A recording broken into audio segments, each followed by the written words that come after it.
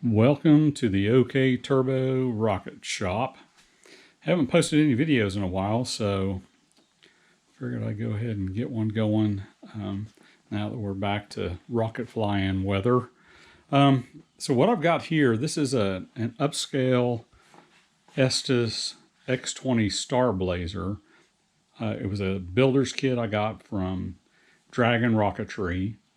So it's just a really nice rocket. Just got done finishing everything up on it. So today what we're going to do is we're going to test ejection charges. So I've already ran the calculators. I'm going to make up some ejection charges. I've already done videos that shows kind of how I do that, but I use the glove tip omnidirectional charges. That seems to work best for me. This rocket I hope to fly next weekend. It comes with a 54 millimeter motor mount tube. I'm going to fly it on an Aerotech 38 millimeter. Probably, I've got an i600 and I've got an i500 DMS. So I'll probably fly it on the i500 DMS.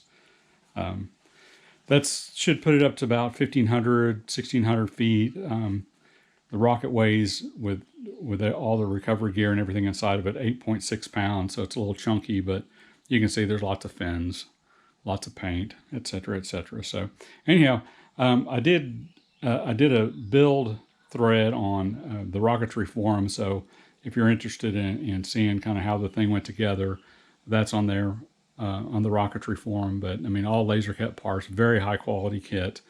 It's pretty much ready to fly. So the thing to do now is test ejection charges. This will be my first rocket that has redundant flight computers. So I'm going to be running an RRC2 and an RRC3 inside the electronics bay, which is right in here. The way this motor mount tube and everything in the back, it's not open all the way through, so I can't use the motor ejection charge as a backup for the drogue. So it's still kind of the same, standard configuration. Drogue is in this compartment, main is in this compartment. This nose cone comes off. So I'm going to break it down, and I might show some video of that, but then I'm going to make up some ejection charges, and we're going to go here in the backyard and test them out, make sure that they'll break the shear pins and everything works good. So back in a flash, and we'll be breaking this thing.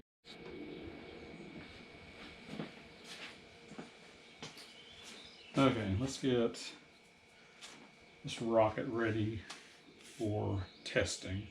So I'm going to do the main chute first. I'll go ahead and take this apart from this way forward. And the trick here is to get the ejection charge. I'm not ejection charge in there. I'm not going to be hooking it up to the altimeters or anything.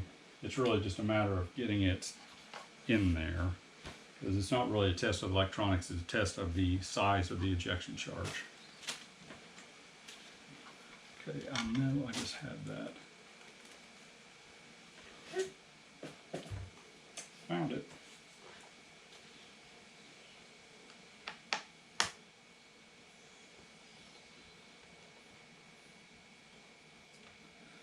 So what we do here is we get it through a vent hole.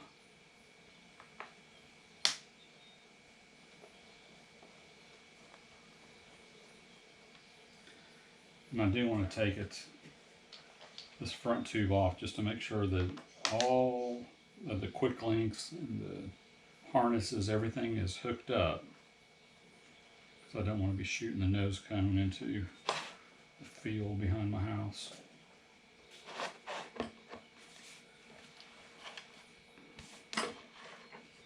Okay.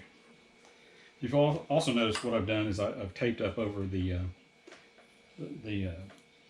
terminal strips here, binding posts, whatever you want to call them, the terminal strips. That's where the ejection charges will go whenever I actually fly the thing. I'm just covering it up to protect them from the black powder residue.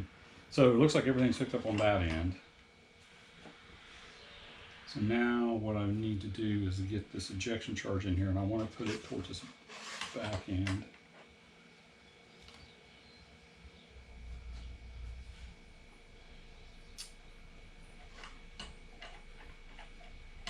What I like to do also is wrap that harness in tape just to protect it, to protect the protector for the harness.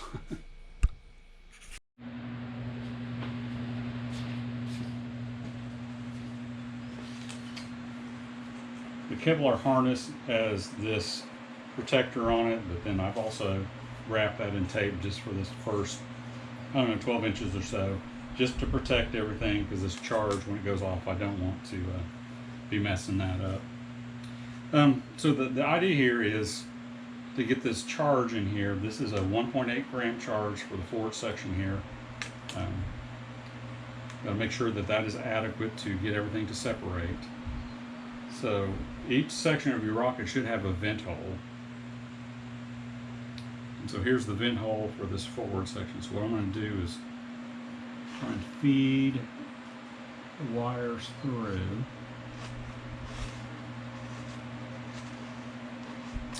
And I'm going to attach it right about there. So I'm going to put a piece of tape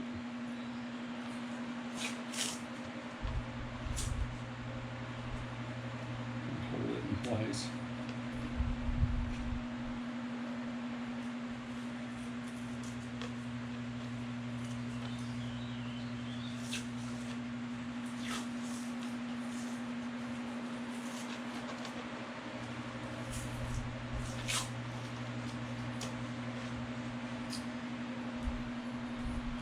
Early on when I started building rockets, I did try like the little charge wells, but I don't know, just I preferred this method.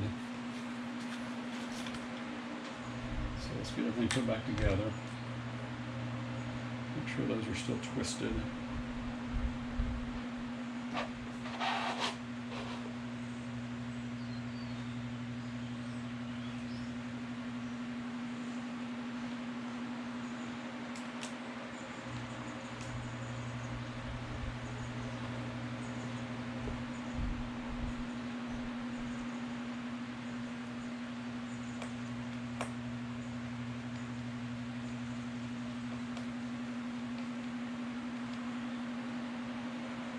Scott at Dragon Rocketry makes a really nice kit.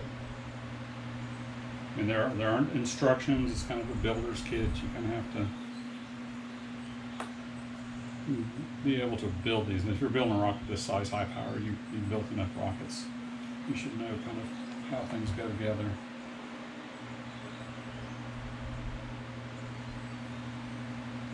The vinyl came from Sticker Shock. If you read my thread on the rocketry forum, you can kind of read about the paint. I thought this Kona blue was going to be a lot lighter, but it turned out being really dark. So I did kind of have to change up the graphics a little bit. The original Estes rocket was made to have a light blue. I didn't want like really baby light blue. I wanted something darker, but this turned out a lot darker than what I thought it would. So normally this would be black. You know, some of these decals, graphics would be black. I went with like, it may look like white, but that's actually a light gray. So it gives it a little different look. I kind of like it. So I've got my main chute in here, wrapped up in some fire resistant canvas. So I'm not going to spend a lot of time really packing the chute for a deploy, but I do want to make it sure it's all in there. We want to see this fly out and get good separation.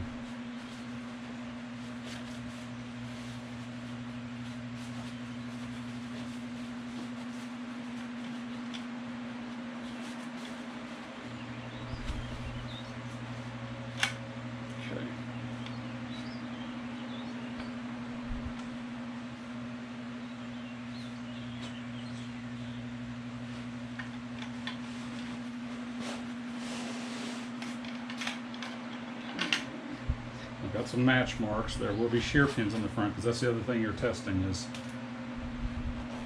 that the shear pins will actually break with that size of charge.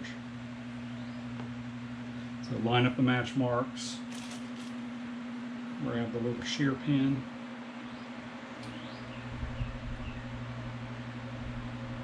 these are 2mm metric shear pins I get from Lock Supply, just because I have them, and that's what I got. And they sell a little kit that has the drill and the tap and everything.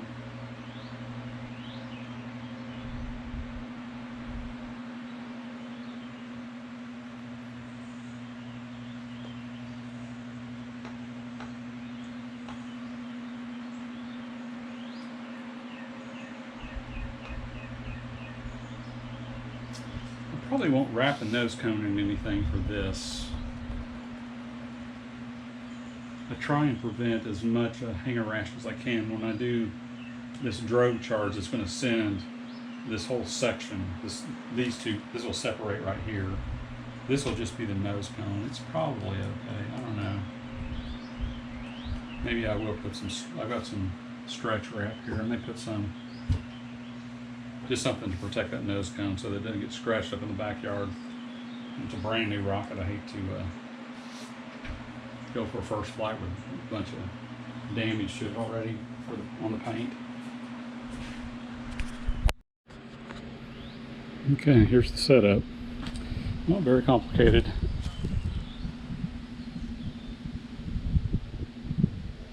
Just got some coax speaker wire hooked up. I'm just going to use a 9-volt battery just to set off the charge.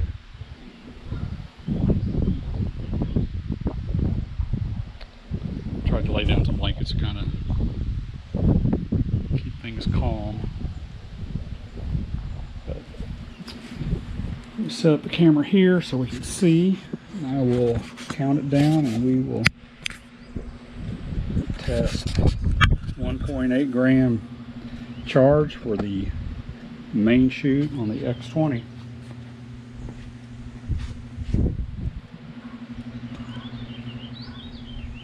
Okay, here we go.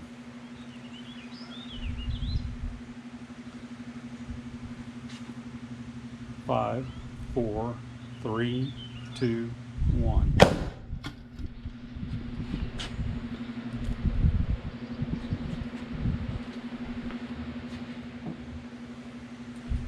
It certainly got everything out. It sounded energetic, so 1.8 should be enough. Gather it up and we'll get it set up for the drogue charge.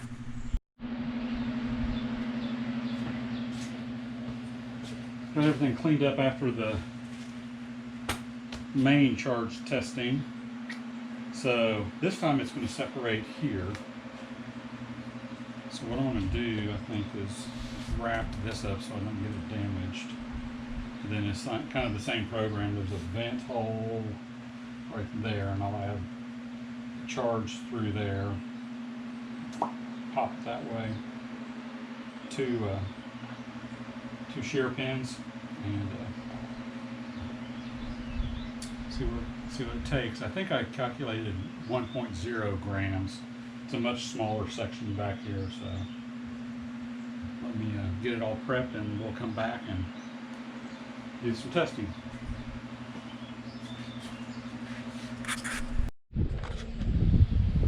Okay, same type operation. This time we're testing the drogue charge. So this whole forward section is going to separate. Got some old towels and use some stretch wrap trying to protect it. But hooked up, charges inside.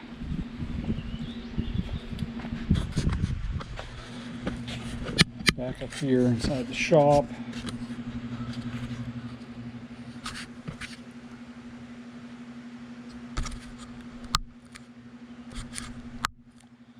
I get the camera at the right angle here.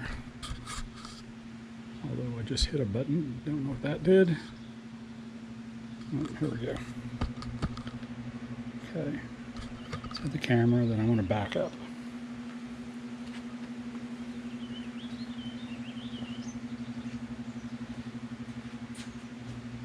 Okay. Testing drope charge, 1 gram. In 5, 4, 3, 2, 1. Pretty good.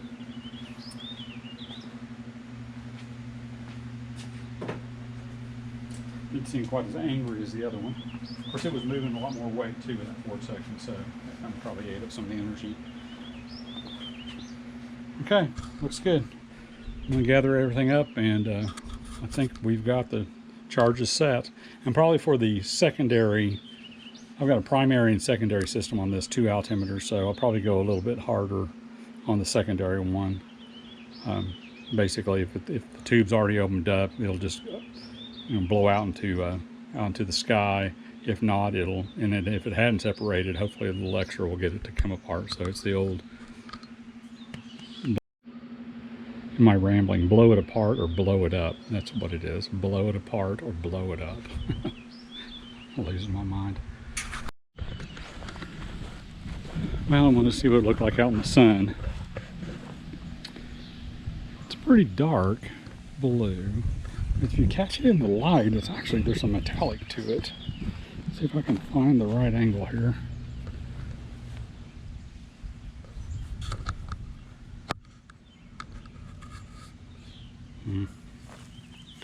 Not seeing it.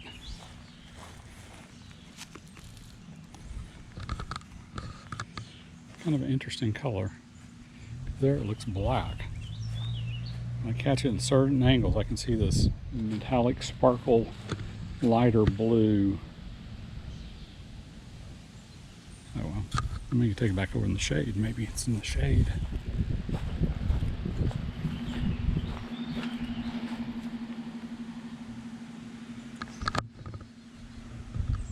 No, this must be the fluorescent lights in my shop that do it. It's out here, it just looks like a really dark blue.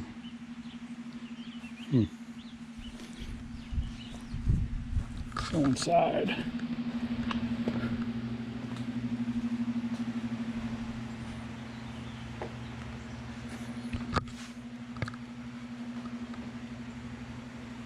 Nope, just losing my mind. Can't tell.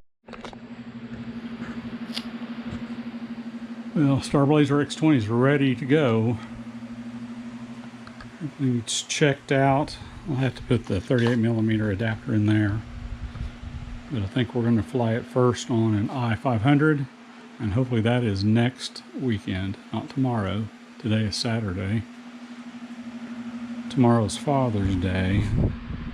And the weekend after that, Tulsa Rocketry. Let's pray for good weather, and we will see you there.